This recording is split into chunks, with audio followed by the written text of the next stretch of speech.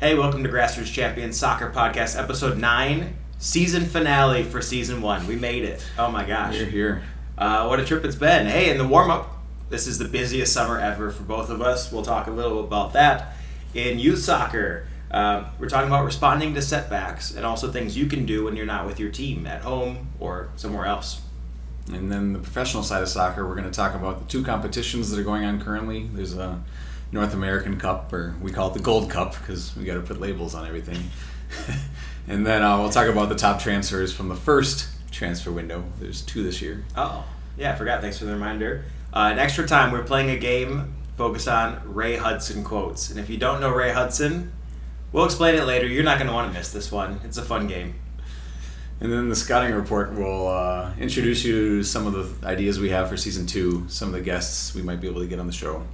Yeah, coming up today on Grassroots Champions Soccer Podcast, Episode 9. Let's do it.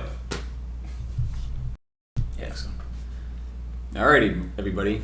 Time to put in the comments the answer to our question of the day. What do you prefer, the Gold Cup or the FIFA Club Champions Cup? Or, to that extent, do you prefer international soccer or club soccer? Yeah, I haven't been watching the Club World Cup at all, so... And I haven't been watching the Gold Cup. That's why we're a team. All right, but put it in the comments. Which one do you like more? International soccer, club soccer, maybe which tournament you like more.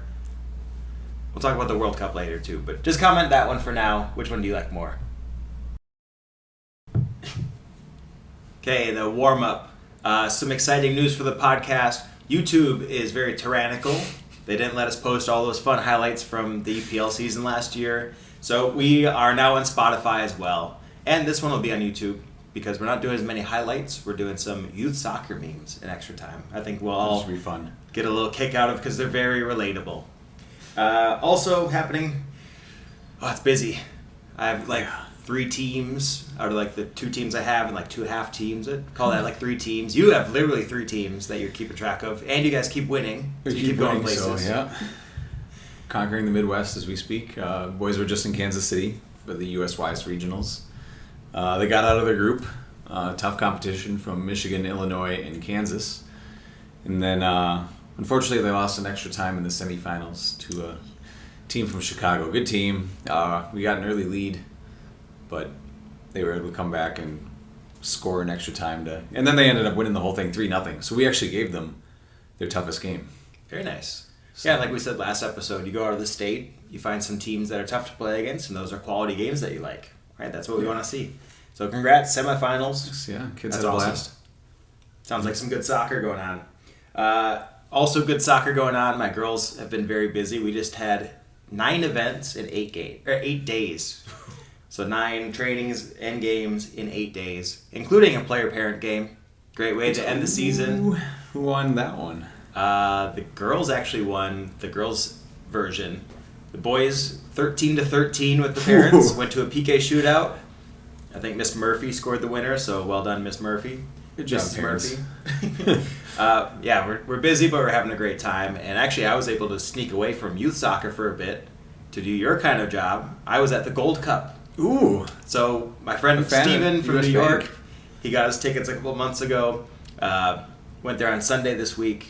We watched Canada, Guatemala. Actually was on national TV. Take a look at this picture. I'll put the video up or something.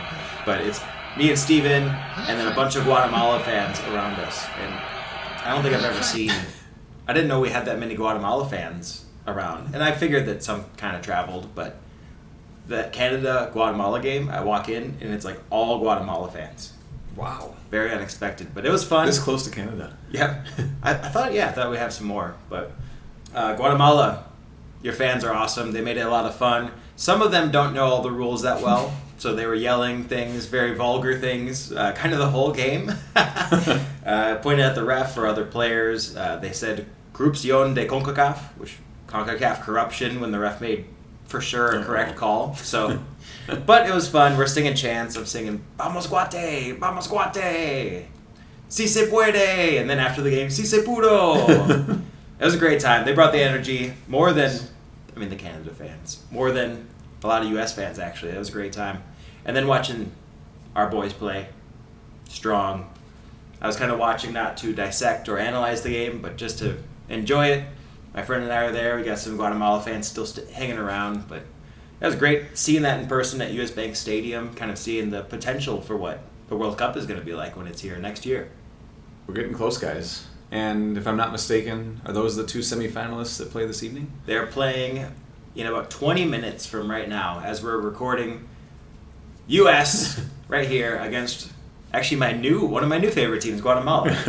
Charlie's a winner no matter what tonight. I'm a winner if U.S. wins. U.S. is number 1, Guatemala 15th or something. Yeah. But we had fun on Sunday, so if you guys win, no hard feelings. It was fun. And then this is a surprise later, guys. I'm not going to talk about it quite yet, but this jersey's pretty special to me. Maybe we'll get to it in the pro segment. I think there's a good chance that we'll talk about it in the pro segment.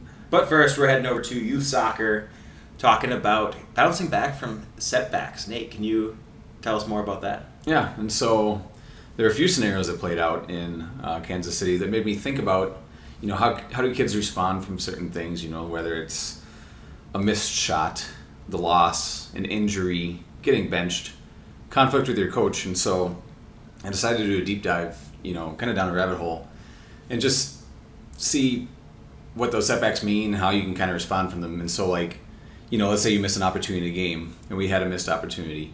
Is that something you think about for the half? Do you think about it for the game? Do you think about it for the rest of the season? Is that something you carry with you to tryouts? Well, no.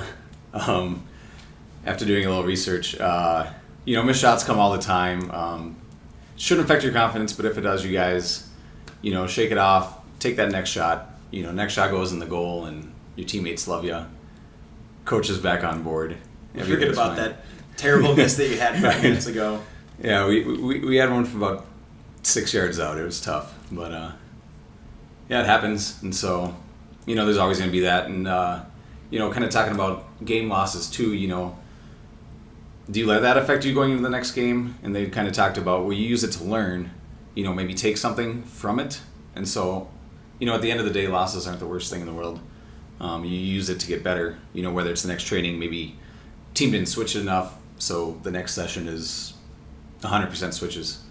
And then all of a sudden the next game, ball's moving nicely, and even if you win or you don't, just the ball moving, shows a little bit more success from that setback. Yeah, and we as coaches, we use games, a lot of us use games as check for understanding, right? So if it's like, hey, we look pretty good in training when there's less players, maybe conditions that you can set for yourself or your team, and then you go and play with full-sided against another team that has a plan against you, and then that's a check for, I didn't know that we weren't good at crossing and finishing. All right, that's now on my radar now because everything else was good. I got to fix that. Right, so as a coach too, we use that as not just a performance thing, but a check for, hey, how are we doing compared to how I think we're doing? You can use those games as a benchmark to see, hey, here's where we are, here's where we should go next.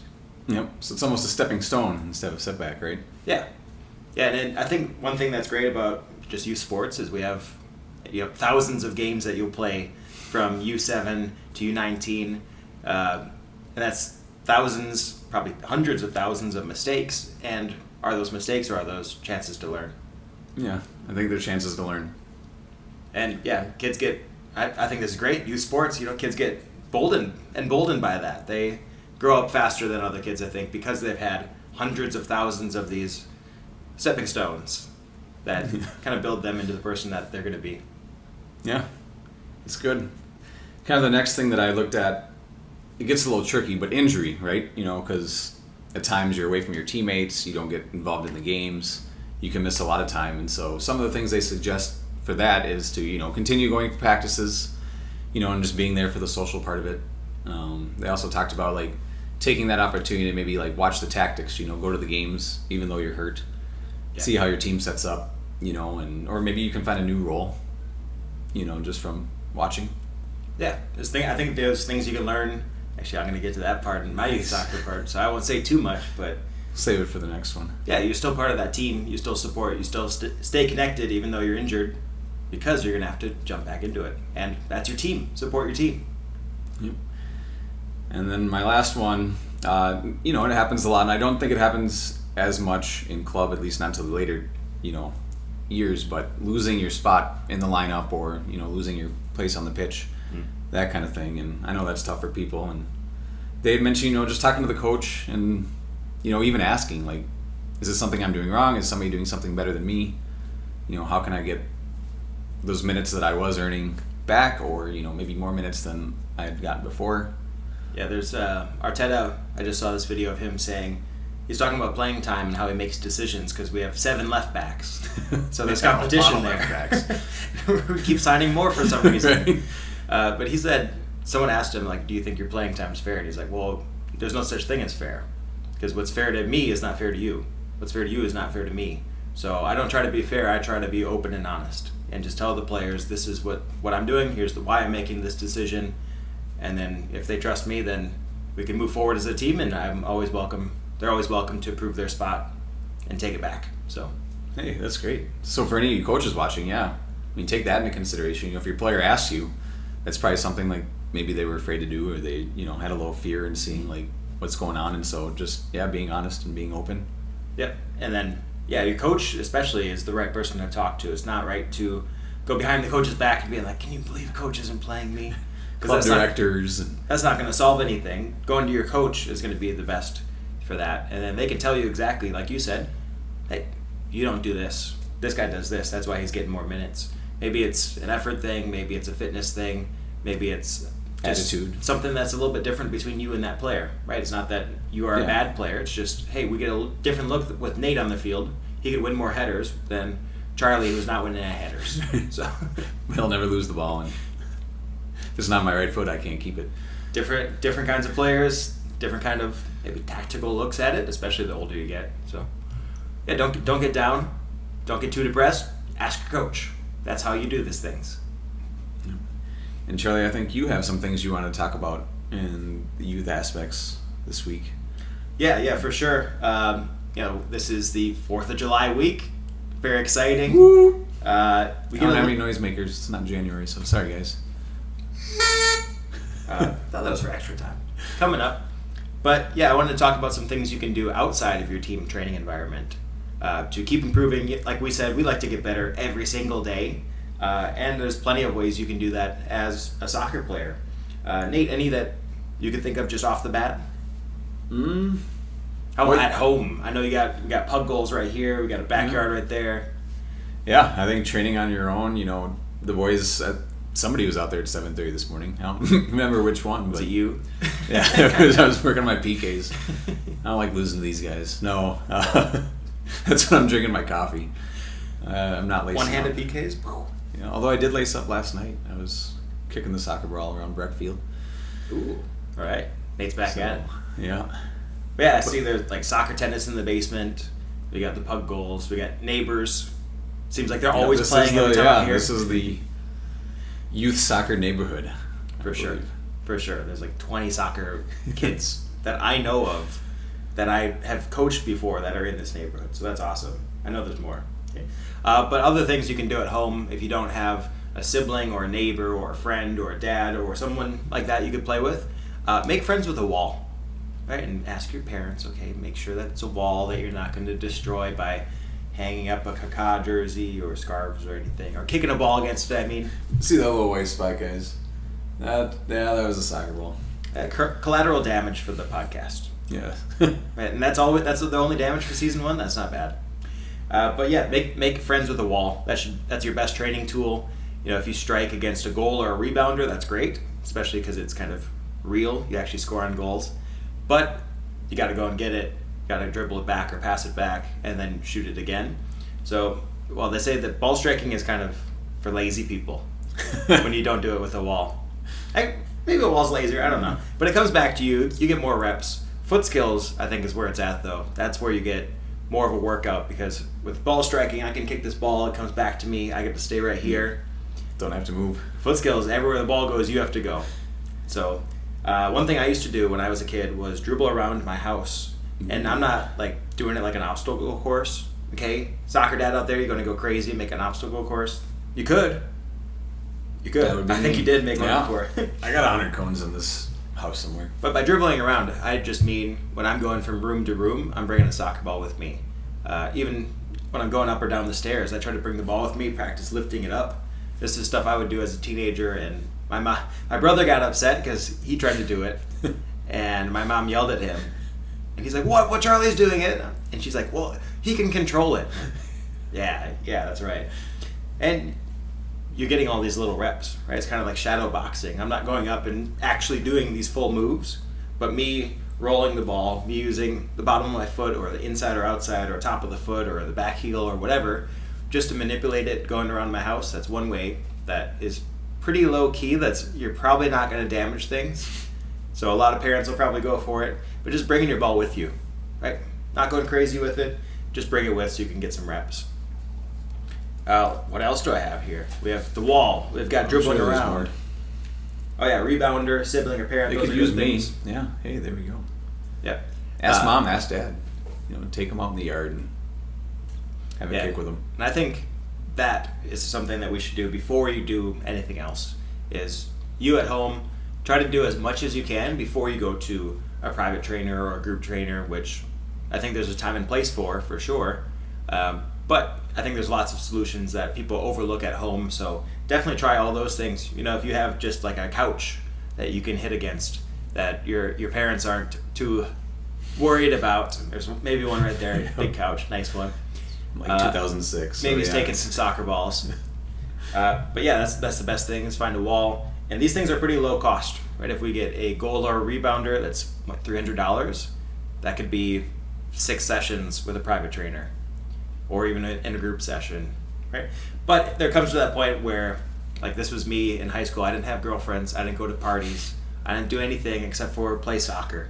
I even got my bus route changed to go from after school to my aunt and uncle's house was across the street from this field, and then I got them to put my soccer balls in their garage. I got their garage code, so I would take my bus there. They weren't there yet. I would take 50 soccer balls. I had 50 by the time I graduated high school.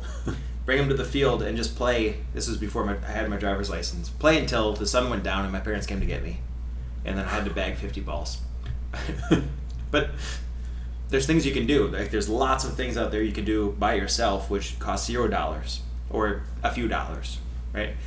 But like I did, I was kicking literally every day. That people in the neighborhood would see me and be like, "Oh, that kid's out there again." I only found this out after I came back and graduated high school, and they're like, "Oh yeah, I saw you out there every single day." I'm like, "Can't believe you watched." But but for me, I was a player that was really, really focused on my technique and trying to improve, and I was out there for hours a day. Sometimes I would go an hour early to practice, go to my training, stay an extra hour. Sometimes did that with games too. Sometimes would join other people's trainings just because they're there, and maybe they need an extra player, or maybe I just want to play.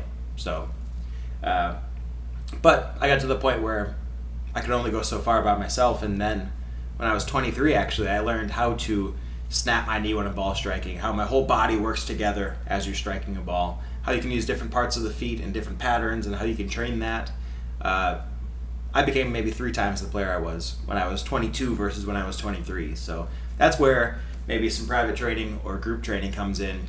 Do as much as you can by yourself, but everyone has their limit, right? Especially a lot of moms and dads out there that aren't soccer people. I imagine myself having kids and trying to coach them in hockey. I don't know what I'm looking at. I have no idea which skills to do next. Why are they putting it in the corner? Like general puck handling. Is that what you call it? Stick handling? Yeah, See, I don't even know. Yeah. I know you dump it sometimes, as you're alluding to, which every time I watch hockey, I get a little bit smarter because I have a growth mindset. I don't go in thinking I know things and go, boot, kick, dump. Dump's a hockey one.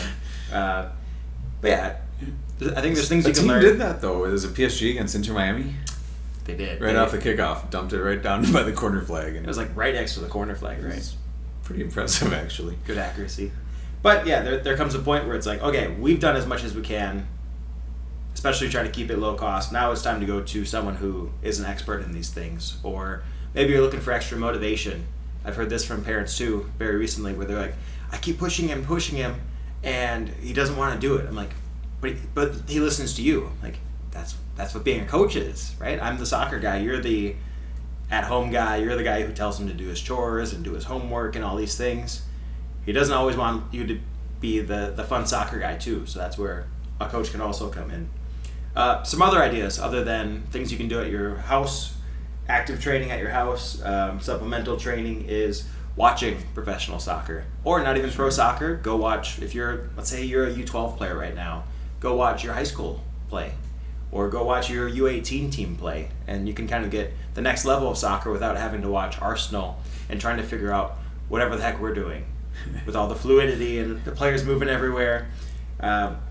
Maybe go watch some local soccer that you can learn from. That's just a slightly higher level. Play other sports. That's a great one.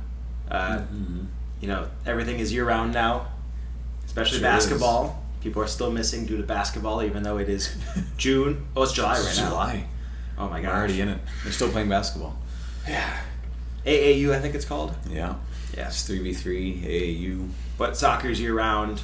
I have a couple players that play 4 sports. So play other sports, but find a balance. Don't try to go 100% in 4 sports. That's 400%. You can only give 100%. That's a lot. Maybe I give 80 to soccer. Maybe I give 10% to bad. No. Depends on the season, I think. But play other sports. Just don't overdo it. Lifting, stretching, what other? Just general fitness, running. All that stuff is good to do. That's not just soccer movements. So you don't just stress out your soccer muscles and those motions all the time and get overuse injuries. But you need to be fit. You need to be flexible. You need to be strong. Develop those muscles. So those are good things you can do when not playing soccer. Play FIFA. I know, or EAFC, I think they call it now. I haven't played in a couple of years. But they have, I used to do this one in high school, and my coach was like, you guys are playing FIFA? That's how he talked. I'm pretty good at impersonations, as you'll see later. But Coach Ben was like, you guys are playing FIFA? That's crazy. You guys need to be in the gym. It's like, Ben, I'm doing both.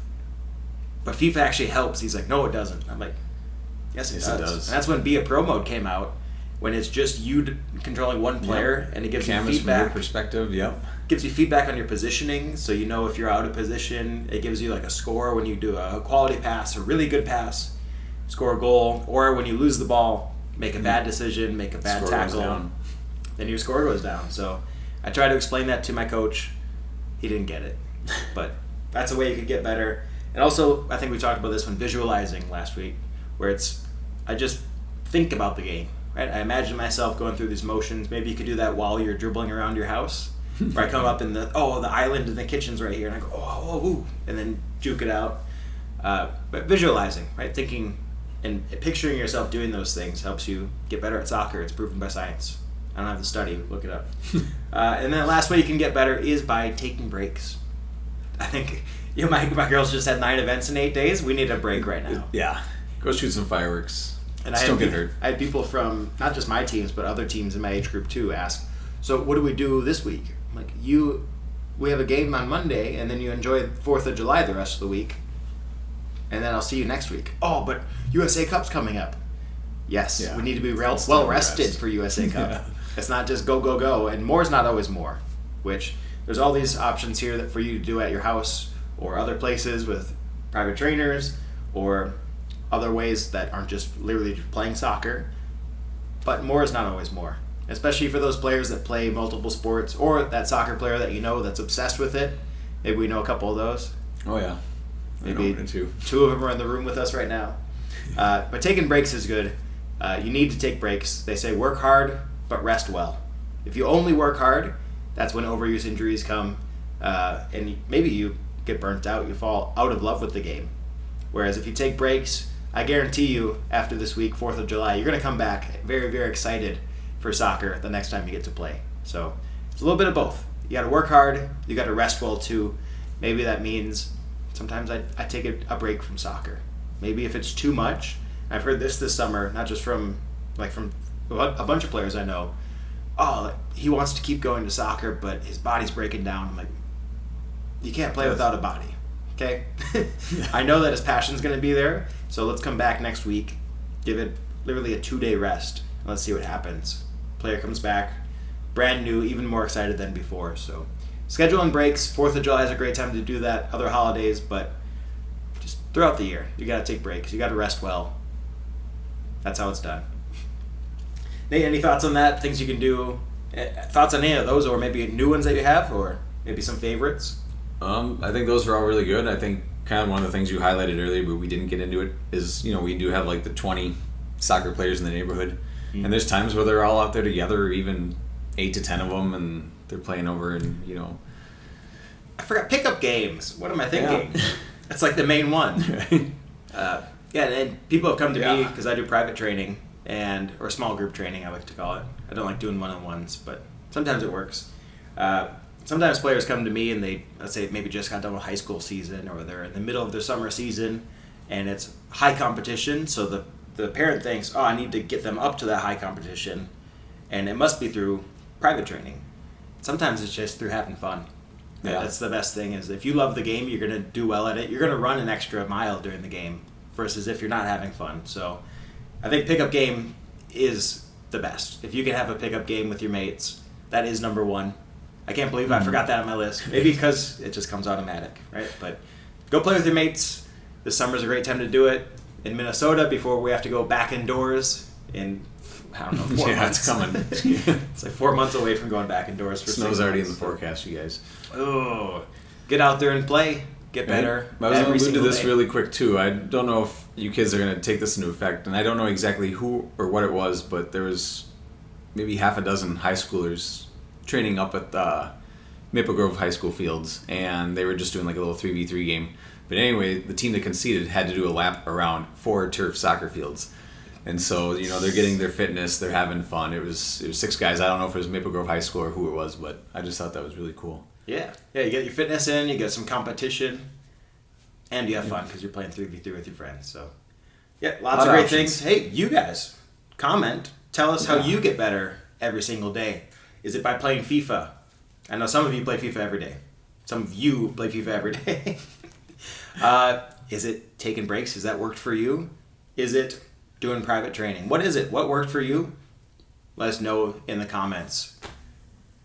Heading over to professional soccer. Let's go, Nate. What are you wearing? So this is the Sergei Milinkovic-Savic kit. Say it again. Sergei Milinkovic-Savic. We're getting better at names on this thing. We are. Mm-hmm. Center midfielder for Al Hilal. And who've been dominating? In fact, so they drew Real Madrid in their group, and then as of 2 days ago, knocked Manchester City out of the FIFA Club Champions. So get out. Goodbye, City. So Pep Guardiola can, it's official now, not win a single trophy in the year 2025 with Manchester City. So, and Sergei's team did it. Yeah, knocked him out. And they could go again because they play the team that I don't recall. It's one of those Brazilian teams. Fluminense? Yeah, it's Thiago Silva's Fluminense. So hey, they might not win. Fluminense is playing really well too. Ooh. So we'll get into that as soon as we get the shirts on. Oh yeah, we gotta change. All right, pro soccer coming up. We're gonna do presto changeo super fast. Watch this. All right, boom. We're back. We're professional, very professional, because this is professional soccer segment. We were talking about Man City's downfall. Is that right? Yeah. Let's keep doing that. No trophies 2025. You got more to say? Yeah, so we're down to we're in the quarterfinals now. Manchester City not being a part of it. It's been an interesting tournament. Jurgen Klopp came out and said he didn't like it. La Liga director said he's not going to let his teams do it anymore. And then there's other people who are like, this is amazing and it's cool that Al Hilal can beat a team from Europe and Fluminense can beat Inter Milan, and I thought honestly it would be like the 8 European teams would be the last 8 we'd see, and here we are, and we have 2 South American sides, and I think we do have 5 European sides, and then Al Hilal who beat Manchester City. So I haven't been paying any attention to this, but I have seen the memes, and I know that like Brazilian teams are very surprising to people. Like they're playing better, they're getting results that all 3 teams shouldn't get. Made the final 16. And then other teams that you wouldn't expect. It's like, Urawa Reds. Yeah. Who knew how they played? They took Dortmund to the end. I think Dortmund beat them by a single goal. So And were there any of our Swiss friends or Swiss teams in there? No Basel, no Lucerne, the Ford team. We're gonna make this league relevant. We are. But let's talk about the more relevant one. So who's left? All right, so the FIFA Club Championship. So the right side of the bracket is insane. Borussia Dortmund is probably the weakest team left on that side. So they'll be entertaining Real Madrid this weekend. Bayern Munich will be playing PSG this weekend. So we have two fantastic. They should be two fantastic matches. All four coaches have been playing their strongest teams. Nobody's resting. So, and then the other half of the bracket is really interesting because on paper, Chelsea, you're the favorites. The conference winners, or Europa League conference winners, Chelsea, London, and they'll be playing against one of the Brazilian sides, Palmeiras, with player to watch, Estevao, and he's actually done really well. I've been watching him, and that whole team, it's a lot of flair. It's like 8 Neymars and 3 center backs. It's fun football. So. 0 goalkeepers. I love that. Yeah. They do. Unless it's an attacking goalie. Yeah, he likes to get forward too. Nice. And so I'd watch that. I'd buy a ticket. And then the last quarterfinal, who we thought was going to be Inter Milan and Manchester City, is actually Fluminense and Al Hilal. Woo. Sergei's team. So, yeah, exciting stuff. I guess if I'm going to make a prediction, I'll carry those guys all the way to the end. I'm going to say Al Hilal versus PSG. They're lights out. They beat Atletico 4-0. They beat Inter Miami 4-0 by half. They're the world's strongest side. They're the ones who dump and chase, hockey style. Al Hilal does? No, PSG. Oh, from the kickoff. I thought you were saying Al Hilal beat those teams. I was like, no, what? PSG beat all those teams. No, Al Hilal's That's less impressive. Yeah. We know what PSG can do. Yeah. If that's the final, any score predictions? PSG, you make this very difficult for me because I can't pick against you. I got it wrong. It was 5-0 in the Champions League final. Biggest UCL final win ever? Yeah, the largest goal difference in any final match. So they couldn't do it twice in a row, could they? Do I stick with the theme? I'll say PSG 2-1 over Al Hilal. Sergei Milinkovic-Savic scores. PSG wins. Not just because I think I'm wearing kind of their color scheme and you're kind of wearing PSG's. I'm going to go Al Hilal just for fun. Nice. Just for the fun of it. It'd be great. It would be great for football because, I think going in, everybody assumed the European side would win. Yeah, Ronaldo said like 3 days before that Saudi Arabia is in the top 5 leagues in the world. Everyone's like, wow, how could you beat England, France, Germany, Spain, and the other one? What's the other one? England, France, Germany, Spain. Italy. The Serie A, of course. Is that it? Is that the team the league that drops? Inter Milan's not. They're all gone. Juventus lost. Inter Milan lost. It's only 2 they took. So Saudi Arabia in the Big 5 now. Yes. Kind of like how Tottenham kind of like snuck into Big 6, and now like Brighton's knocking on the door. Saudi Arabia is in the house. Are Brighton. They're not knocking on the door. They're in the house now. Yeah. The call's coming from inside the house. They're fun. And so, speaking of that, I thought we discussed setbacks in the youth part of our program, and so I thought it'd be fun to discuss if the top 6, we'll include you, Tottenham, for this one, all had setbacks of their own, and what would they be? And so, okay. Since Chelsea's in the Club Cup Championships, we'll start with them. But Chelsea's setback this year is how do they get by only rostering 43 players? Oh, yeah. What if their left winger gets injured? They only have 17 other ones that they could put there. Right? It's gonna be tricky for those guys. The headache of the selections and might be trouble for the manager because now he has to decide what's fair. Yeah. And he has to be very open and honest with about 43 people. Yeah. I think the team selection will be as exciting as the football. Yeah. Oh, Madueke. Oh, Palmer. Palmer. Yeah, he might be the lock. He'll probably feature a lot. Delap looks good. You haven't been watching, but he's already probably better than Nico Jackson. So. Well, I did see. If I find the meme, I'll put it up.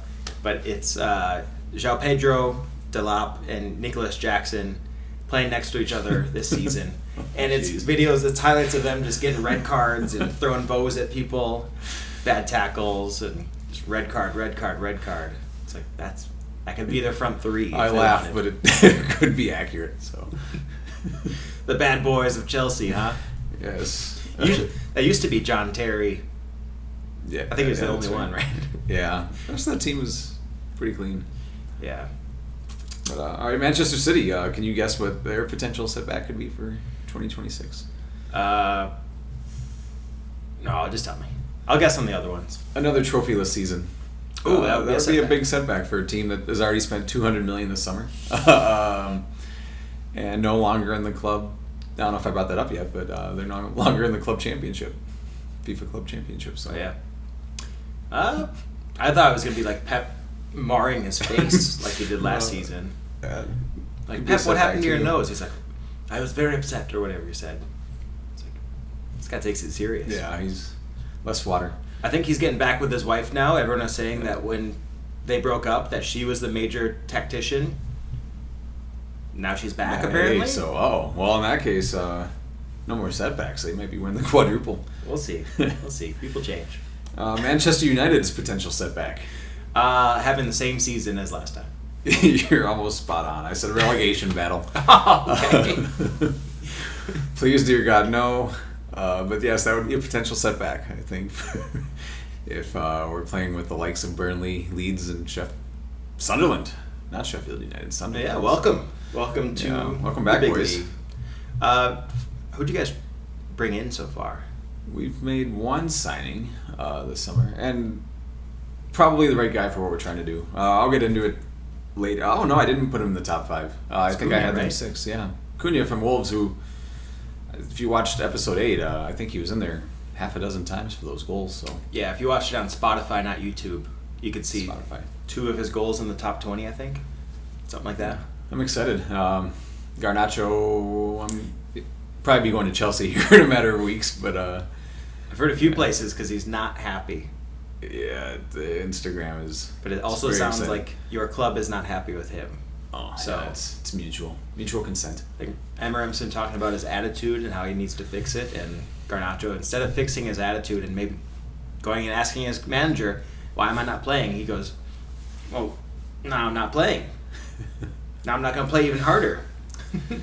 It's a nightmare. We have plenty of setbacks. Yeah, that would be one. Liverpool. Steven Gerrard decides to come out of retirement and slips on the pitch again. And Liverpool. Is that written down? Yeah. He has that written down. Yeah. Well, I don't really see another roadblock for them. No, they're the strongest team in England. The gap may widen after the signings that I'm going to discuss have happened, and so yeah, they're definitely the team to beat. So Liverpool, not too many setbacks. It's an ode to one of your all-time favorite players, more or less. And it's theirs to lose. It really is. Pressure's It's got to be on. nice for, I mean, Pep's never come into a season quite like this, and Arteta always goes into a season quite like this, but maybe it will be their year. Let's get into that. Arsenal's potential setback is Arteta continuing to trust the process. Oh, I was thinking no striker signing, injuries, a host of other things, but no, I think he's got to do something outside the box this year. I don't know quite what that is, but I think their setback is just doing the same thing, again, and kind of going into a season without a 9. We all thought it was going to be Gabriel Jesus, kind of in and out of the team. Kai Havertz last year, in and out of the team. I think both were injured for quite some time, so then we had Mikel Merino. Oh. And that's not how you win the Premier League. You don't win it with a CDM or kind of 8 playing as your striker. He did great. Good job, Mikel. Exceeded expectations. And other Mikel too, given the situation. But we need somebody who's going to score a goal. Yeah. Let's get someone in. There's a few 9s out there available. Osimhen, Oyarzabal. That's another tricky one for me. Whoa. But and then Gyökeres and Sesko is who we've been still dallying with, right? Courting at the same time. You know what? It's tough courting 2 people at the same time. You kind of got to put your eggs in one basket. I know from experience. 6 p.m. date and then an 8 p.m. date. I didn't do that. Do we have one more team? Yes, we do, and always best for last, right? Tottenham, I guess you're a top 6 team. And so their potential setback is the Ange curse. He did say that he wins trophies in his second year, and The third year's even better. yeah, and now he's gone. And so Thomas Frank, formerly of Brentford, who has never won a trophy. But seems like a top quality manager. Yeah, great manager, entertaining soccer. In fact, I just watched. He showed up in my reels. If you guys get a chance to just seek out Thomas Frank reels, the way he speaks to his team it's another level. It's really cool. He makes, I think, 1 through 18 feel valued. Yeah. I think we probably saw the same one where he's in the locker room and he's like, Nate Confer, how great is this guy? Yeah. Yep. Everyone's He cheering. might have sent it to me, guys. I'll share it if I can find it again. But Yeah, it's like that meme where it's like, no one scares me, but that guy, he scares me. I think he's the guy who could do it. I don't think Ange seems like a great manager. Won them their first trophy ever. Good job, you guys. But it seems like Frank is actually a guy who has a plan for the entire team, makes his team feel that too, values every player, and then gets them to play really well. Like Brentford doesn't have the best players, but he got them to do great things. So I think watch out for Spurs. We watch out for him anyway, usually to laugh. yes, we do. Maybe don't watch out for Spurs. Watch out for Thomas. Watch out for Thomas Frank. We're gonna call him Thomas, Tommy, Frankie, Frank. We got to give him something. Season 2. Frank seems weird. Frankie is a little too like kiddish. Yeah. Thomas, TF. it's maybe one of those names where you just have to say the whole name. Yeah, he's Thomas Frank. Just Thomas Frank. Like, you could say Nate. You could say Mr. Confer. You could say Nate Confer. Sometimes I use Nate's full name. Seems like Thomas Frank, you gotta use the whole name. Yeah. Who's Tommy? How about this, Thomas Frank? You win the Super Cup here in, I think, a month's time against PSG, and we will call you Super Cup champion Thomas Frank. Tommy Boy. There we go. Tommy Boy. Yeah. Yeah, all you have to do is beat PSG. There you go. I like it. All right, you guys. So, first transfer window complete, and they were. There's 2. Yeah, there's 2. Get ready. The new one, I think, starts any day now. May have started. I think Chelsea's involved, and so. But going back to the first one, Hopefully selling. yeah, no, we don't. Jamie do that Gittins, first to sign with Chelsea. Joao Pedro, I think, second. They both in just a week's time. Yeah. So, but here are my top 5 signings from the first window. I don't think we're ever going to do this again. This is unprecedented. The first window. Well, if first summer window. If Jurgen Klopp has his way, I think he said we should never do this tournament again. Was that him who said that? Yeah, Jurgen Klopp, one and done. This could be the only time we say during the first summer transfer window of the EPL. But All right, here we go, guys. Number 5, Dean Hudson from Bournemouth, and he went to Real Madrid. And in his first couple games, he looks brilliant. He's Sergio Ramos, Pepe, that kind of level. Walked right into the Madrid team. It's like he's been there for years. Kid's 21. He's on the Spanish national team. Full of class. If you watched Bournemouth last year, you know who he is. Elegant on the ball. Good tackler. Just great player. Good signing. first you got his name right, and then you also said Bournemouth to Real Madrid. That just clicked in my head. That's crazy. Yeah, I mean, usually there's a different pathway to Real Madrid, and it takes a few steps. You Go from being a cherry to a Galactico. Yeah. Even Gareth Bale had to go through Tottenham before he went from Southampton to Real Madrid. So. Yeah. Yep. No. Well done, Dean. Number 4. Now this one's personal for me. We had Jude Bellingham at one point in time. Came from Birmingham City, and so Dortmund thought, hey, it worked so well the first time. Let's try it again with the younger brother. And so Joe Bellingham went from Sunderland to Borussia Dortmund, $35 million fee with add-ons. And like me, some people had to check to make sure that was true, because Jude Bellingham obviously played for Dortmund, and then we see Job. It's like, okay, I see so many memes every single day.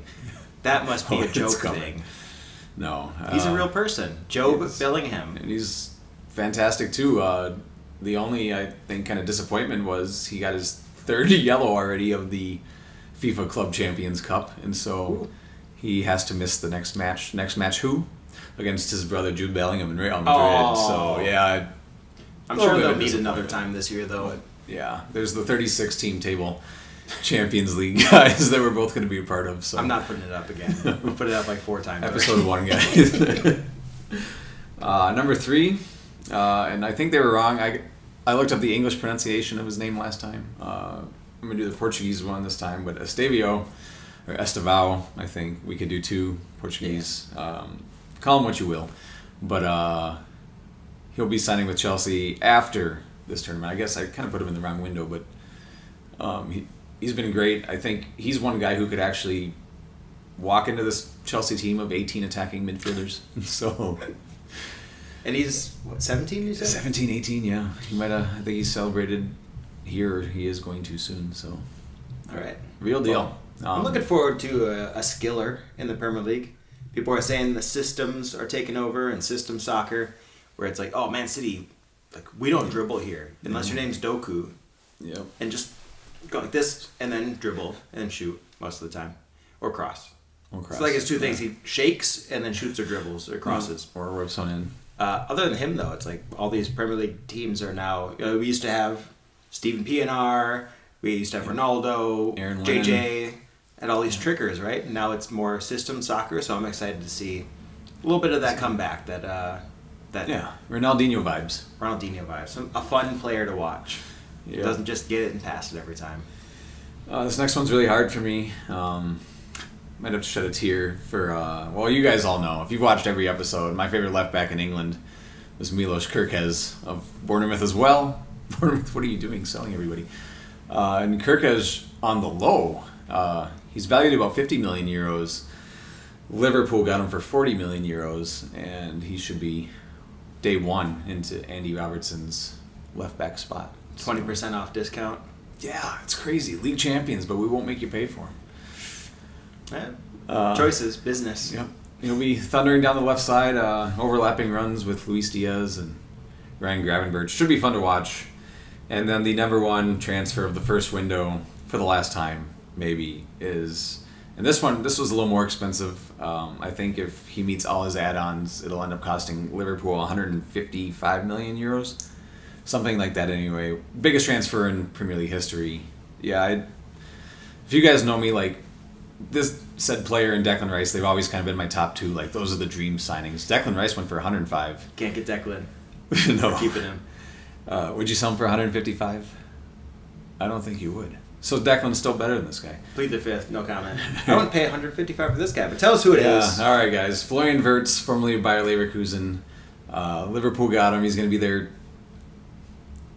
I don't know what their plans are for Florian Wirtz. So he's going to be kind of a left-sided attacking mid, or he's certainly not taking Mo Salah's spot, at least not yet. And then they have a number of players kind of in that center midfield place. I could see Wirtz playing in that false 9 position. Maybe Darwin Nunez is about a week away from Napoli, and so yeah, the Napoli team is kind of coming together. Yeah, they're. If you're not good in the Premier League, or if you're getting a little too old, just go to Napoli, and everything will be fine. Yep.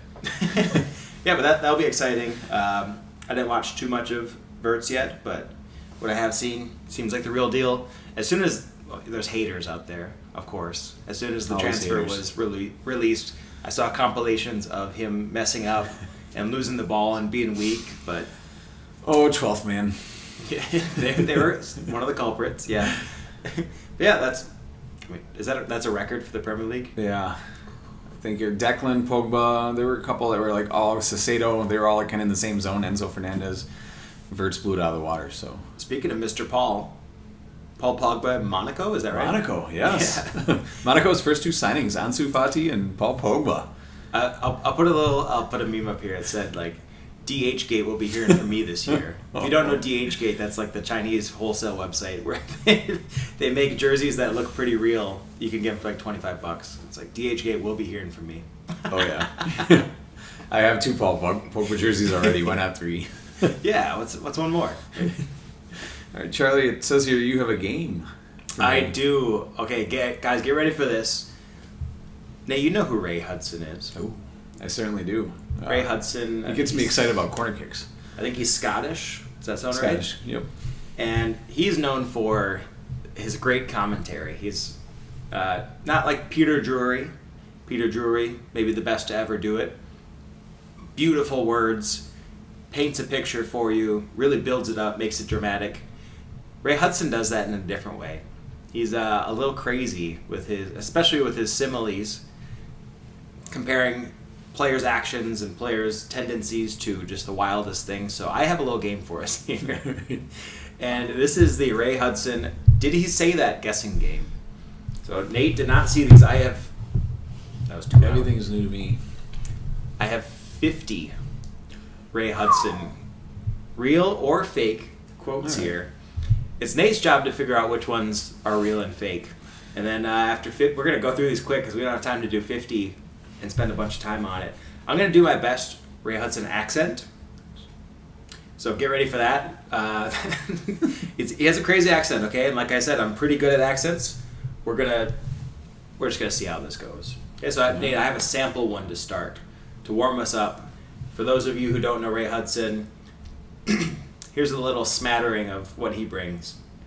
And this one has a couple of players' names. For the rest of them, I took out the names and put like he or his in the way so I don't give any, not too big of clues.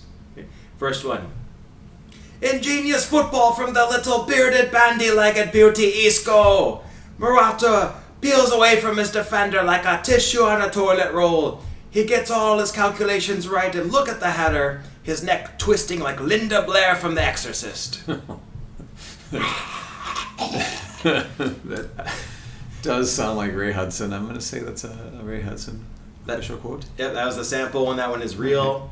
That gives you just a little taste of kind of who we're dealing with here. Exorcist. You guys deal with me and Nate all the time. Now you got Ray in the room too. All right, you ready for this? Bring it. Most of these are much shorter, a little punchier. You just tell me real or fake, and then maybe at 25 we'll check in and see how we're doing at halftime. We'll take a little halftime break. Why are we doing this? Number one. He could follow you into a revolving door and come out first. Fake. I'm not going to give you anything until we get to 25 okay. here. Right. So, I'll try not to react. Stone cold. Sir Isaac Newton from above looks down and says, about that gravity thing, I was wrong. He was right. It's got to be Ray Hudson. That's great. You're saying real? Yeah, that's a real one. Okay. Giving him that much time and space on the ball is like giving Dracula the keys to a blood bank. Oh, no.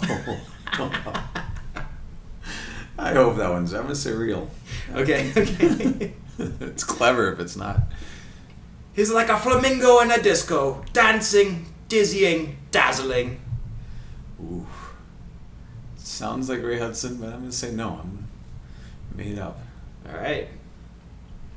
Like Moses with a soccer ball, he parted the defense like the Red Sea and strolled through as if aided by God himself. Ray Hudson. He's got the ball glued to his foot like it's a love letter he can't let go of. Oh, no. I think Ray's got a little sentiment. I'll say if that's a real one. Okay. Yeah, he does. He does have very... you can tell he paints a picture with these things. You kind of get... I can see a love letter We don't attached. even see the highlights going on right now, but you can kind of picture what the Exorcist header is like with the twisting, with the ball, the love letter stuck to the foot. So I didn't tell you how I made the other ones. So about 26 of these are real. The other 24-ish are made through AI. So I took the real ones, I fed them through Grok and said, make more of these. And then they came back kind of basic, so I kept going like, make it crazier. And then it gives me 20 more. I'm like, all right, make it crazier, but with like La Liga players' names. And then I took the names out. And wow. That's pretty good. All right. So that's how we got here. Maybe that's... So I could be completely wrong on all these. I went through and edited a bunch too. So it's a proper challenge, especially because he's crazy. Next one, this is number 7. Their defense has been breathing harder than Darth Vader. They folded again like an ironing board. Look at that to AI. That's a fake one. Okay. That's good though. Is braver than a bullfighter without any knickers on. That paints a picture, doesn't it? Sure does. I'm hoping that's fake. Ray, I'll go fake. Fake? Okay. You could drop a tarantula down his shorts and he'd still be cool. I'm going a little pirate with these. Yeah. Scottish is a pirate, isn't it? I'll say that was Ray. Number 10. This goalkeeper reacts quicker than a cheetah chasing a double espresso. Ray Hudson. I think so. If not, AI, well done. That was... Number 11. He fools his counterparts like a magician pulling rabbits out of a top hat. Fake? That shot was hotter than a jalapeno in a microwave. Sizzling! It sounds like Ray. Alright. Well, we're about a quarter of the way through. I'm just going to let you know you got 5 out of 12. Okay. Wow. These are hard. Number I thought I knew you, Ray. If he was the captain of the Titanic, he probably would have nutmegged the iceberg. Oh, jeez. Fake. He wears the number 10 on his shirt. It should be a biohazard sign with his free kicks in this area. It's gotta be messy. I'm gonna say Ray Hudson there. Yeah, Nate, I'll throw you a bone. That is messy. Ray does a bunch of messy commentary. Yeah. Like a bunch. That's his guy. That one is real. I'll give you a little hint there. Number 15. That's crazy. You wouldn't... Whoa. I gotta do the accent and everything. This is tough. He wouldn't give you the smell of his cologne when he's got his goal in sights. Saying like the guy wouldn't pass it. Oh, is that weird? No, fake.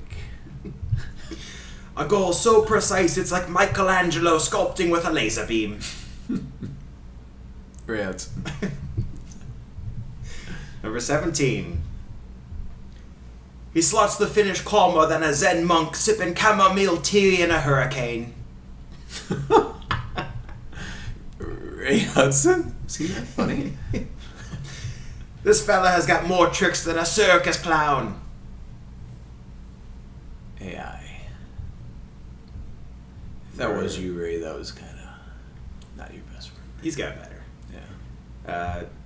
Trying to defend him in free kicks is like playing poker with a witch. You're gonna lose. I would say Ray Hudson. And if not, well done, AI. Remember, it's AI, but then I went through and did it three times, and then AI Zubel. And then I placed things in different orders too, because the AI one was kind of like, he does this, and then a simile. So I mixed it up. I tried to give you some curveballs on this one. The strike flies off his foot, painted with the precision and havoc of Picasso painting the Mona Lisa with a blowtorch. Ray. All right, 21. We're almost halfway there. We'll go a little faster. He strikes the ball with more venom than a cobra tap dancing on a scorpion's tail.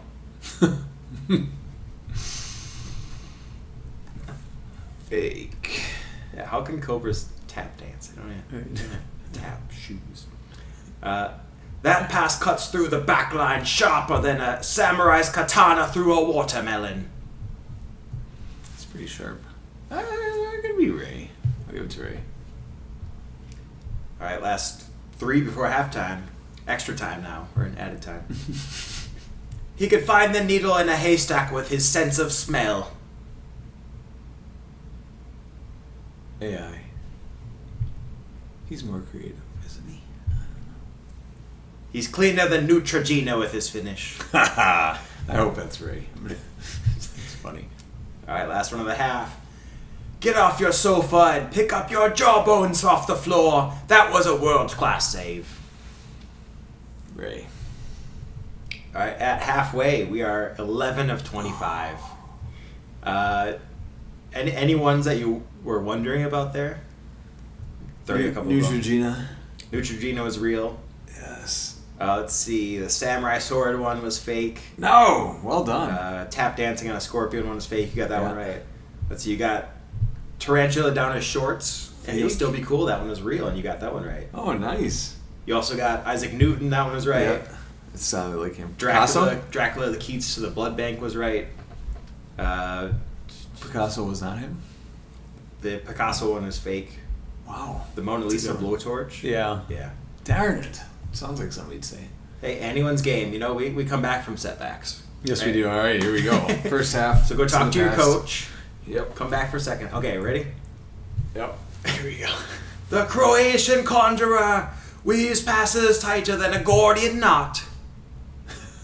It's got to be Luka Modric, so I'm going to say. Or Rakitic. I'll say that's Ray. Gotcha. Dang it. Sucker. He's playing with the swagger of a rock star, strutting on stage with a sold-out crowd. No, not Ray. Yeah, I think I'll give you these ones in real time. That one was not real, because why would you need a rock star analogy when you're But you have Messi? I'm sure he's talking about Messi. This save is wilder than a bull stampeding through Pamplona with rockets strapped on. Ray. You're wrong. No! Yeah, Come on. I made that up. Nice. That was good. Those last that when one. When you referenced the location, I was like, oh. See, that's why I said no. Make it La Liga specific. So that was you good. got Modric on that one. Dang it, man. Pamplona. The soccer gods were looking down, stroking their long white beards, saying, "Vámonos, muchachos." Oh boy.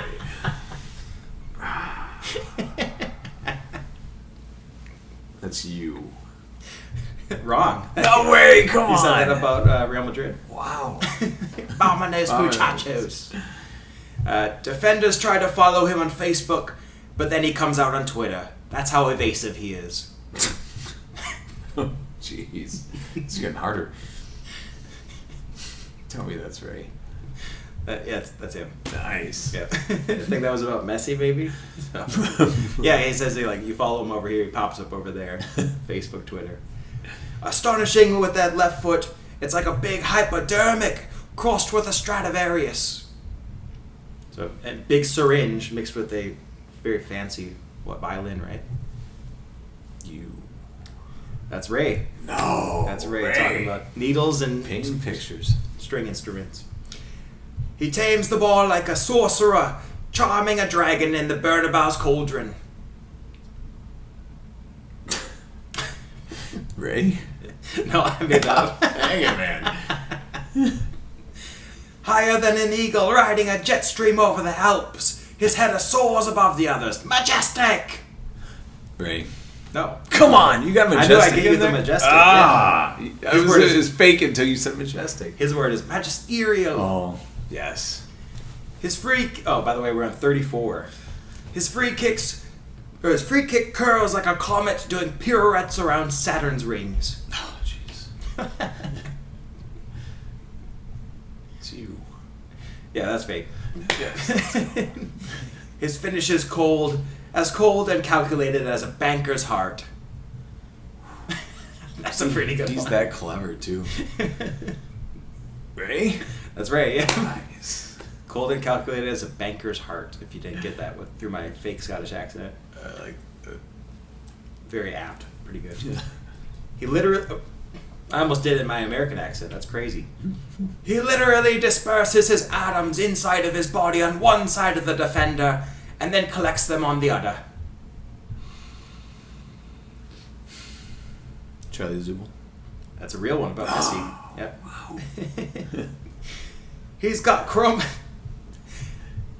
chromosomes swimming around in that body of his that belong in a Bengal tiger. This is so much fun doing his accent too. Fake. That's real. That's real. Oh my He's talking about Messi again. Should just some messy ones. About half these are probably Messi's. Yeah. But be careful, because remember, right? I did some funny business. It's tricky. His shot rockets past the keeper like a meteor crashing through a disco ball. That's fake. Yeah, that's AI. You can kind of see it's like his shot does this, like that. Yeah. Kind of tending towards those ones. He's got the poise of a tightrope walker juggling chainsaws. Yeah, that's fake. He slipped those tackles like a phantom moonwalking through the haunted halls of the San Siro. Did you drop in San Siro, you dirty dog? You did, didn't you? I did. Yes. He's learning. Okay, last 10 here. We're at 41. The defense now working harder than a one-eyed cat watching 3 mouse holes. Oh, boy. It's got a little bit of Ray Hudson creativity in it. You saying Ray? I think so, yeah. Yeah, that's Ray. Nice. That touch, he could shave a mouse in his sleep and not disturb her. I think he's saying the guy who took the touch shaves a mouse and the mouse doesn't wake up because his touch is that good. AI? That was real. No That's way. real. What was he referencing? You could ask. I could ask a lot of questions about these. Centipedes fantasize about having one left leg like his. Ray. Yeah, that's real about Messi. Yeah. Yep. If you had said right foot, then I would have been. Yeah. His volley explodes off his foot, brighter than a supernova in a black hole. Ah!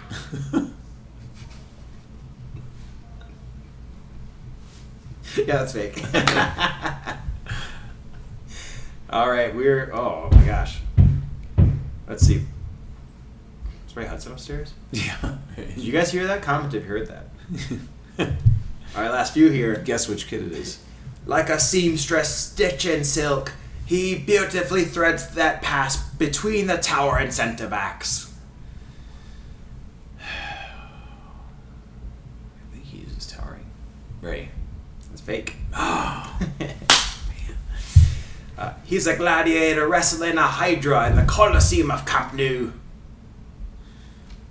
and your stadiums. Ray loved that place though. Ray Hudson. That's fake. Oh, Got him. Got man. him. Boom. All right, last 4 here.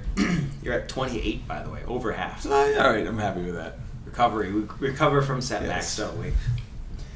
Brilliant header home. The defense goes missing like the kids in the Blair Witch Project here.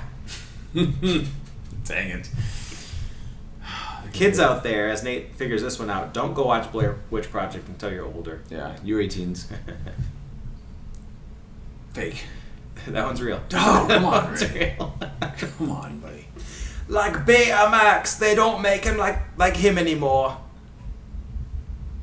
You know Betamax? Betamax. I don't. Does Ray? I'm gonna say Ray doesn't either. That one's real. Oh, man. Yeah. I was doing so well. I think that one might have been about Ronaldinho. Last 2. I saved 2 good ones All here. right, here we go. I'm sure one's him and one's not. This has got more curves than Jessica Rabbit on steroids. Oh, boy. Please be you. That's Ray Hudson. That's Ray. No That's way. Ray. Ray. Wow. Jessica Rabbit on steroids. Woo. And the last one here. Ray. That one's real. Yep. Yeah. He does that quite a bit, actually. Yeah. Final score, 32 out of 50. All right. Not bad, not bad. Hey, I forgot to say, if you're playing along, comment. Tell us how many out of 50 you got right. Or just comment your favorite one. It could be real or fake. Doesn't matter. Nate, There's some clever ones. good effort. Thanks for being a good That sport. was fun. Yeah. I got to enjoyed practice it. another stupid accent, as I love to do.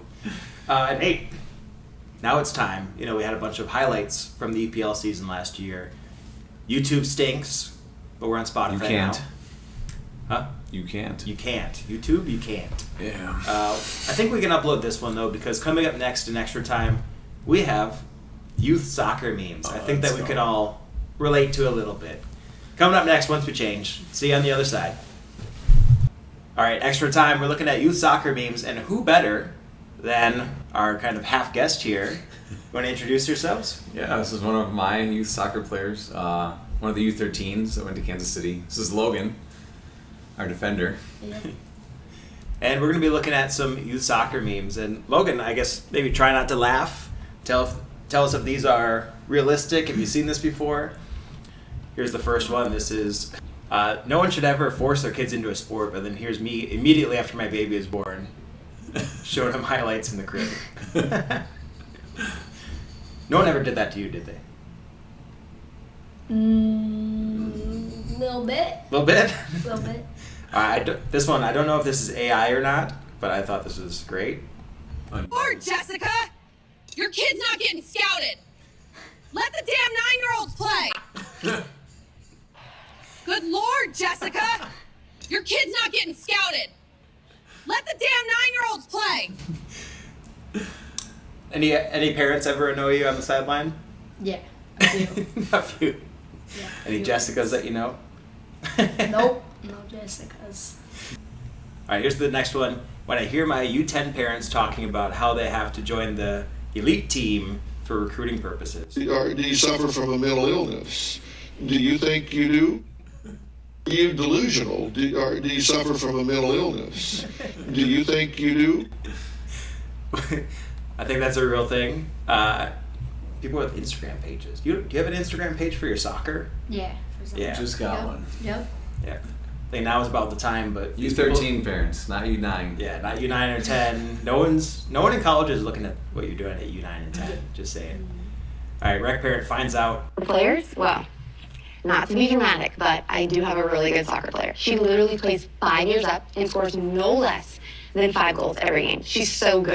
I'd love to come out to y'all's club practice and see how she does. There's no way these girls are 9 years old.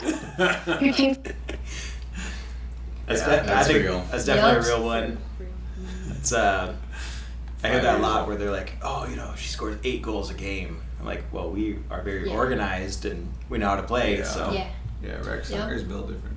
that's kind of when you go from rec being a great individual player into a great team player, right? Mm-hmm.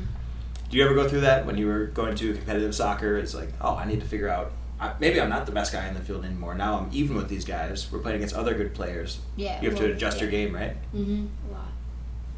This next one, this is point of view when rookie parents complain that they no longer have free time or free weekends and can no longer take vacations that don't revolve around sports. Hey, you wanted this, right? You wanted the real deal? That's what this is. Wake up, you're in the middle of it. You want to run, go ahead. No one's stopping you. Stop complaining. Yep. It's real. We're just talking about how busy your summer has been because you guys keep winning things. Yeah. Going to Denver in a little bit. Oh, yeah. Yeah. Like your chances? Yeah. Some pretty hard games, but. But we like hard games, right? Mm-hmm. Yeah, makes us better. Yep. When you've been a youth sports parent for so long, nothing phases you anymore.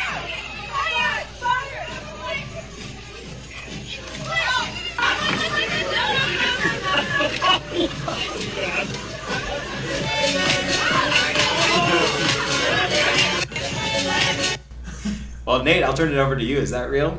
Don't know if I can put out any fires, but I've definitely seen it all and I've been through it all. Yeah. Well, I've been hearing from parents this summer that have older children, and I'm pretty strict when it comes to parent behavior. Thank you, parents, for putting up with my rules, which I think are good. But one of them told me, it's like, oh, this is so much easier the second time going through. Because the first time I went through with my older son, I didn't want to do that. I wanted to yell at refs and yell at the kids. I'm like, thank you. Yeah. Thank you. Yep. It is much easier. Yep. I think it's a lot more peaceful, too. It's like, oh, it's way better now. We got some group chat ones, 2 in a row here. It's from 6 to 7 tomorrow. Please only respond if your child cannot make it. See you all tomorrow. Dad here. Caroline will be there. Is that AM or PM? When did a practice get added? I don't remember seeing a message about that. Jessica will be there. Should I bring protein bars for everyone since it'll be dinner time? Why is practice changing? It really messes with my schedule and my carpooling situation. Is there anyone that can give Missy a ride tomorrow? Nobody ever told me there was a practice and I have my yoga class. Are there going to be more changes to the practice times for the rest of the season? Practice time is changing because I have to work overtime at my full-time job in order to pay my bills. So coming here to coach your kids and deal with this group chat bull has to take a back seat by an hour. I can't actually write that. Practice time was changed due to court space. Thank you all so much for your understanding. Court space. I'm going to say, from my perspective as coach, anytime I put those out, something's coming back at you. Yeah. And sometimes you're tempted to write a different message, but you end up putting your customer service voice on and pulling through for the team. You guys ever seen group chats like this? Yeah. Oh yeah. Maybe not all at once like that. No. But somebody's always got something to say about something. Yep. There's always something going on. Well, let's take a look at another group chat one.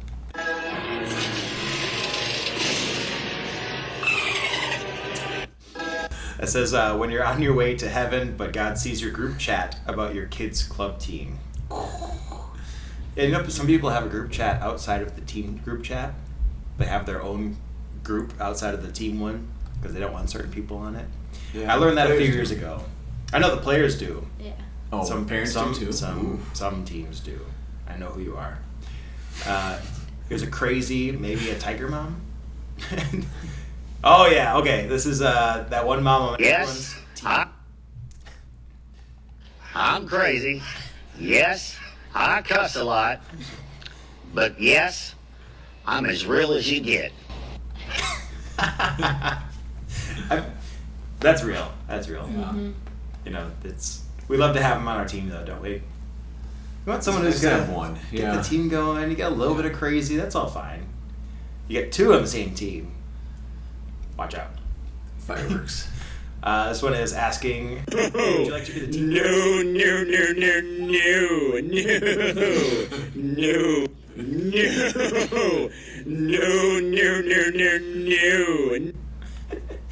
Yeah, that's maybe there's a team manager upstairs. Yeah. Someone's got to do it. Somebody has to You do help it. out the team, and thank you, Sarah. Indeed. Okay. This is from a horror movie. Smile 2 is actually quite a good movie for adults, kids 18 and older. This is when coach is looking for a volunteer to referee or run the ceremony. Here's coach coming over.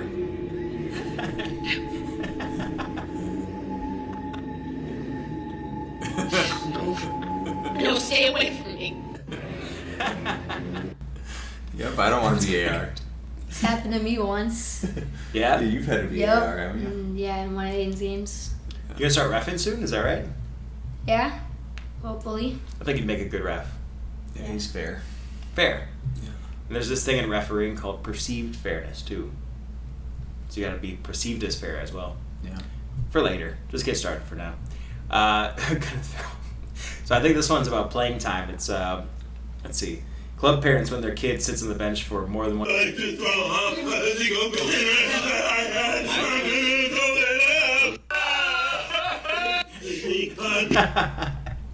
Nate, how does it feel when your kid gets so down to the game? Not quite that bad. Sometimes they need a rest. Sometimes I think they're gone a little too long, but you know, it is what it is. Coach's choices, right? Yeah. We respect him. He's out of line, but he's right. What is this? When a parent yells, "Open your eyes, ref," but they are kind of right because the ref stinks. He's out of line, but he's right. Nope. That's We've had that too. That's been me. You know, I'm very strict with how our parents talk to the referees. Ideally, you just say, "Hello, thank you, good job." I know other things get said though, and even this weekend we're at the festival. A lot of new referees and thick grass, not dark lines or bright lines, so things get missed, and it's and Ref, it's out. my parents have been doing an awesome job. So this is not about them, but every once in a while you hear the I saw one guy go. And he put his arms down. I sent him a play metrics chat at halftime. I was like, "Thanks for showing restraint." And he's like, "No, I didn't think I said anything." I was like, "You didn't. You just went like this." But I appreciate you not saying anything. That's good. What is this one? Mental problems. I labeled these weird things, so I was a little surprised too. Mental problems, man. Yeah, you got mental problems, man. Yeah, it really does. Man. Sounds like It's me staring at the parents who are yelling at the ref like it's gonna make a difference. man. Sounds like you have mental problems, man. Yeah, you got mental problems, man. Yeah, it really does. Logan, what's your thought when, because you know the rules of soccer, what's your thought when there's clearly someone, let's say, wins the ball and then the other player falls over and you hear the parents go crazy? What goes through your mind?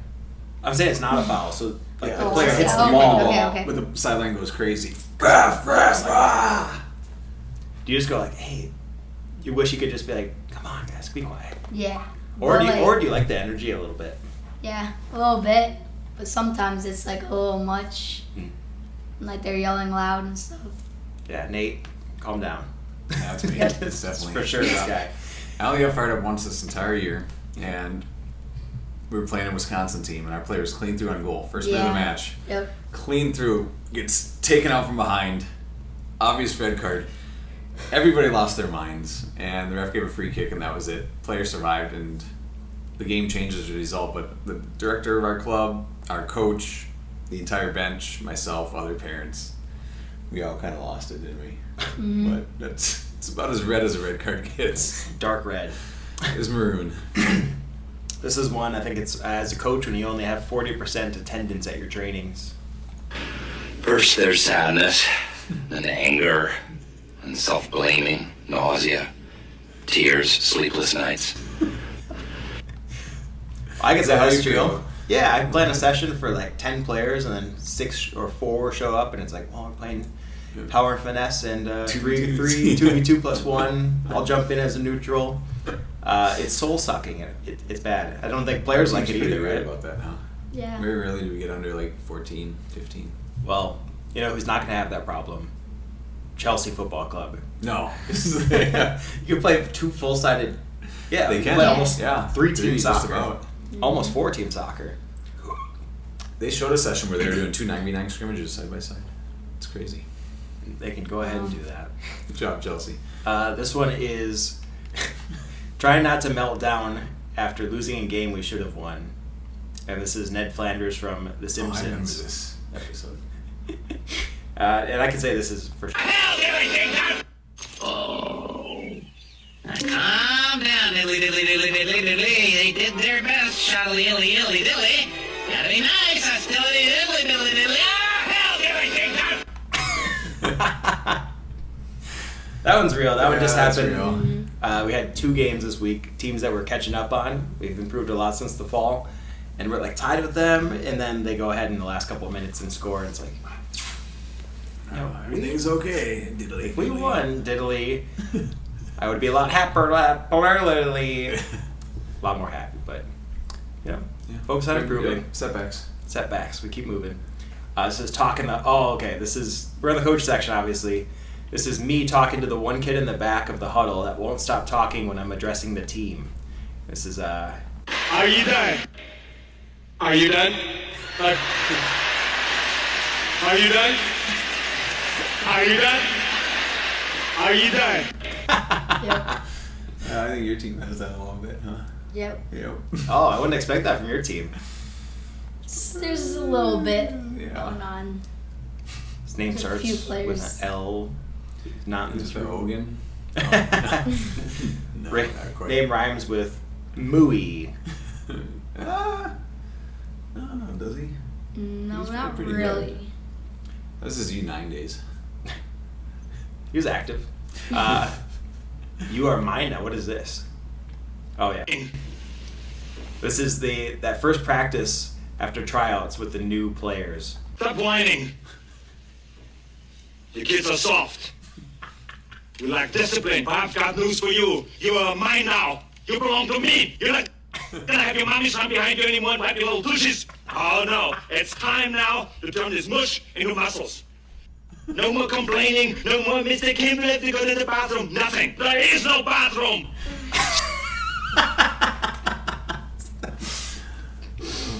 That happens. I've coached a lot of U9 over the years, including with you guys, and you have that parent meeting, and you're like, "This is how we're doing things," and then you have the player meeting. The players come to the first training. It's like, "This is how we do things."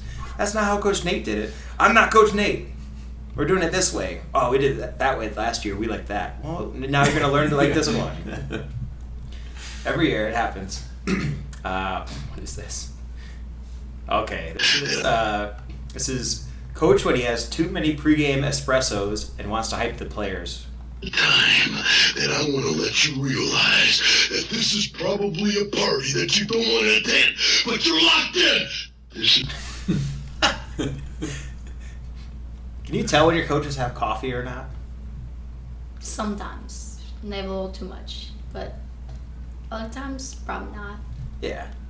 Well, a lot of adults kind of live with coffee. Yeah. But In sometimes... Kansas City, we all had coffee in the morning, for sure. Sometimes, like a tournament, let's say an 8 o'clock game, I'll take a caffeine tablet at like 6:30, get super excited. I make sure I got my rosters ready and everything, and then it's energy at the game. So, I've been there. I don't do it like Macho Man Randy Savage. Maybe I should. Oh, yeah. Listen here, we're going to kick the ball today. Yeah. I haven't practiced that one or Ray Hudson, so maybe I should. Coach doesn't know how to coach kids. Proud of you fellas. You all kept your head on a swivel, and that's what you gotta do when you find yourself in a vicious cockfight. I'm proud of you fellas. You all kept your head on a swivel, and that's what you gotta do when you find yourself in a vicious cockfight. I've overheard a bunch of these this year, where it's just things like, this one guy from a JV high school team, JV boys, they're getting ready for the game, and he's like with no charisma either. He's like, guys, did you come here to win? Because I didn't step out of bed today to not win the game. So you guys better bring it so you win it today. I was like, you've got to say that with more conviction, I think, rather than like, come on, guys, I didn't get out of bed for losing. But you hear some weird things. This is kind of the other side of that, where this is more of like high school players. I see a lot where this is you as a coach coaching the typical high school girls team. Well, today, can you buy me McDonald's? You see this? Coach, you see this? You see this? 18. Coach, you know I got a cookie from every school. Coach, how many of these we have to do? Is this gonna get me a big butt? Coach, you know I can't run today. I'm going through a breakup. Coach, we're playing a school from the suburbs. You know those white girls are so good. Coach, that girl on the other team just called me a B-word. Coach, now she just peed in my ankle. I'm getting her back. Hey, Coach, I see you. You got that soccer mom stance. Coach, wait, can you hold my jewelry? Wait, it's two. Hey, can you take off my necklace? You're the goalie! Wants to run a mile? Can you come run it with us? Coach, you gotta pay the ref to get him on our side. Keep both of your feet on the ground. Like this? No. Okay, your back foot can't lift off the ground. Coach, I'm so cold. Can you give me your coat? So I have coached a few high school girls teams, and I can confirm that all of these happen every single season. No way. Yeah. Like, you name one of those and they happen. I can't run. I'm going through a breakup. You're at soccer practice. Can you run it with us? Every single time. How I want to be coached. Logan, I'm going to get your take on this one first. All right. Guidance. I want leadership. But don't just like boss me around, you know? Like lead me. Lead me when I'm in the mood to be led. Yep. Sometimes it's a little much. Yeah. It's like, I just want to play. But Yeah. the coach is like, I want you to do this. It's like, not about Logan's coaches, though. This happens every player. This happened to me a bunch, too, where I'm like, no, I want to do my own thing. And coach is like, well, our team's doing this. I'm like, all right, I get it. Nope. Lead me when I want to be led, when I'm in the mood to be led. What is this? Don't. Okay, so this is coach. I don't care. They play dirty. Keep composure. And then the assistant coach comes in. Sleep, don't go and do that. Now, you do whatever you like. We can't condone anything of the sort. We can't live! Live! Assistant coach says, ref ain't calling it. You do the same. Yep. But good lesson. You got to play up to what the referee is doing. Right? You got to adapt to the referee. Yep. Sometimes they let physical stuff go. Yeah, you got to tailor it, just like you tailor it to the other team that you play. This is coach after stealing his rival's best player. If you ain't poaching, you ain't coaching.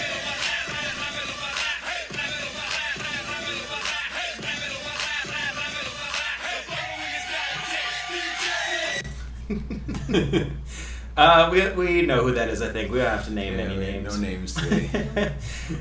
This is the blame game. This is when the other team scores and your defense starts blaming the keeper, and the keeper says, I'm sorry. Who's that back there? What the heck are you talking about? Logan, you'd never blame your goalie, would you? Maybe last game. Center back over here. Last game even? It's a team game. Yeah, it was a 35-yard goal. Oh, okay. Well, it's a big goal in U13. Big Yeah, goal in sure. U13. U16 saved it. This is refused. Oh, this is a player who refuses to use their non-dominant foot. I know one of those. I know 50 of those. Oh, at yeah. least. It's one in every team. And here he is. Right-footed, obviously. Will do anything possible. Lets this ball roll a little bit. Gets the hips around, right foot. Just looks crazy. That's how it looks every single time. Like my boys' team right now just will not use their left foot. Like maybe like 2 of the guys are pretty proficient with their left.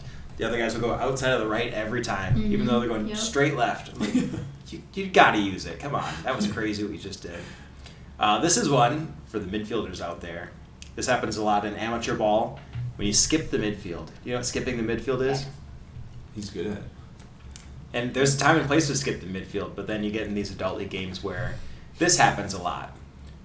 Where your center back heads it, you turn around. Their center back clears it up the field. You turn around, clears it again, and we're just not using the midfield. There's one game at halftime I threatened my team like 3 years ago. I'm like, I'm going to go home if you guys keep skipping me. I didn't come here to run and defend. I came here to do other things. This is looking for field 37.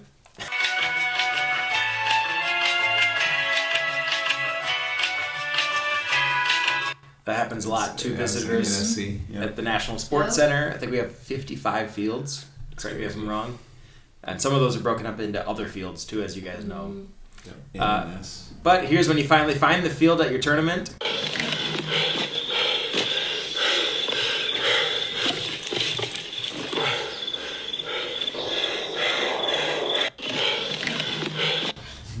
Go. You gotta pack light. Yeah. Pack light. We used to bring a wagon everywhere. Really, all you need is one piece of gear, and you'll be set. And that is this hat.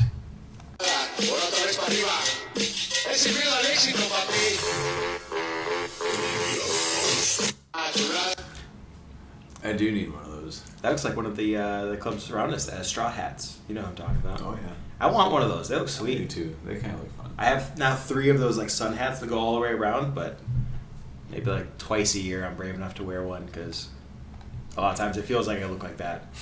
Last couple here. This is overwhelming spring season. This is POV me this spring feeling overwhelmed by my kids' 40 different sports and activities. I don't know where I am. I can't breathe. Nate, is it relatable? There's times like that. Yep. Logan, you feeling the heat right now? Lots of soccer going on. Mm-hmm. Are you looking forward to maybe a little break over 4th of July? Yeah. Yeah. Like we were saying earlier on the podcast, come back stronger, come back more excited. Mm-hmm. Let your muscles rest. And as always with extra time, I leave a little gem at the end. I'll just read this one out. This is from the dad.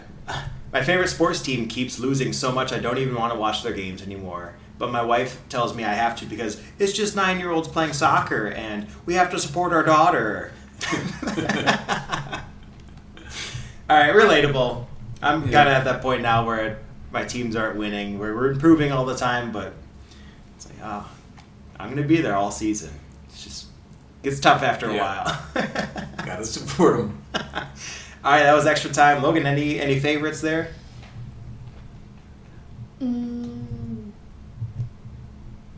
The goalkeeper one, probably. Oh yeah. Who's that? Who's that over there? Who is that? Well, I got to practice my Ray Hudson, my Macho Man, and my Obama all in one segment. Pretty good. Who was that? All right, that was extra time. Over to the scouting report. Logan, would you want to join us for the scouting report too? Sure. All right, time for the scouting report. Things that make us excited about soccer, things we're looking forward to, things that maybe give you hope. Logan, guest of honor, kick it off for us. What are you looking forward to? Excited for MLS next year, playing some more competitive teams and traveling a little bit more. Very nice. Yeah, it is exciting. Yeah, we're in a division of Wisconsin. I think there's 5 Wisconsin teams and 5 Minnesota teams, and so should be good for us. Yeah. better and stronger. So Is that the same one you have? Same one I have. Yeah. Or do you have a different one? For Scouting Report. Oh no, I have a different one. Yeah, my favorite event is we're 2 weeks away from weekend and week long. I'm talking about USA Cup. My U15 will be playing that. So yeah, USA Cup. And for the first time since I've been going, I think a majority of the games will be on turf. Yeah, we got a bunch of new turf fields. I think we're up to 14 at the NSC now. It's a lot. It is a lot. I'm looking forward to USA Cup 2. Over the last 4 years, we have 3 second-place trophies. Looking for that number 1. I think it's coming this year. Maybe. We'll see. But really, I'm looking forward to the World Cup. I know we talked about it a couple times, but being at the Gold Cup, seeing not just the U.S. fans there. There seem like there are barely any U.S. fans. Guatemala, Canada, Costa Rica. I guess U.S. was second. A lot of Guatemala fans. I don't know where all these people came from. Maybe surrounding states, but just really showed the excitement building in America for soccer. And I just saw U.S. Bank almost completely full for a soccer game. So if that happens in Minneapolis in June during Gold Cup, who knows the Copa de Oro? Yeah. I don't think a lot of people know it, but who knows the World Cup? Billions of people. Yes. So look forward to that. Nate's going to be in New Jersey, Ghana versus Norway. Yep, can't wait. Keep winning, Norway. You're 5-0. Let's go. Let's go. Odegaard, yeah. Odegaard, keep it going. Odegaard. And who's our guy in Leipzig? We have one more. Noosa. Yeah. Get ready for Noosa. Who's that? You got 19-year-old. We'll talk about it on... How about we talk about it on episode 10? Ooh. Yeah. Episode 10. Start of season 2. Start of season 2. We made it through season 1. Nate, can you tell us a little bit about what season 2 might look like?